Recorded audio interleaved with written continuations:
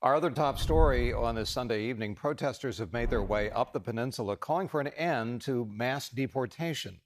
A large group is standing up against President Donald Trump's immigration policies and mass deportations. They started their march at San Mateo City Hall and walked 21 miles north to San Francisco City Hall. Diane reports on the marchers and the marchers' demands.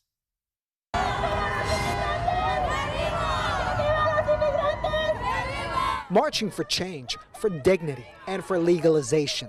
We will not sit back as our communities continue to get terrorized and criminalized and dehumanized. The people! Activist Flor Martinez-Zaragoza says this march, this fight is personal. We are demanding to have an immigration reform, comprehensive immigration reform with a pathway to citizenship for millions. I myself am a DACA recipient and I do not have a pathway to citizenship. I've been a DACA recipient for over 10 years. Her family crossed the border and brought her here when she was 3. Now at 29 years old, there's still no clarity about her future status. They could take DACA away tomorrow and I wouldn't have any protections from deportations, and then I would be at risk of being deported. President Trump's immigration policies are striking fear among many undocumented immigrants and their families.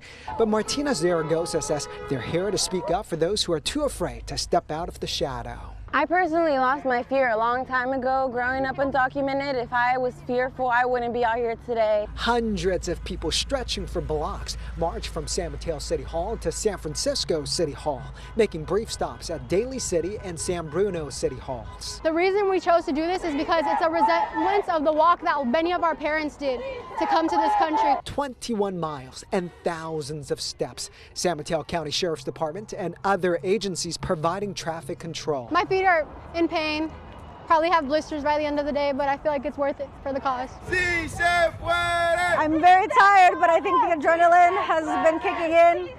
A lot of these girls have a lot of energy. Everyone's still chanting. The young organizers remind the public it was the Republican Party and President Ronald Reagan who signed the last sweeping immigration reform bill into law back in 1986.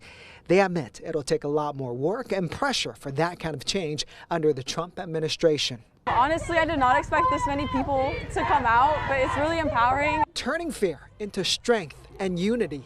Martinez-Zaragoza says this is part of a lengthy journey for change. When it comes to us asking for citizenship, we're really just asking for basic human rights. A large group arrived at San Francisco City Hall just after 5 o'clock. The trip took about 10 hours. They say it's not the first and it won't be the last march in the coming months.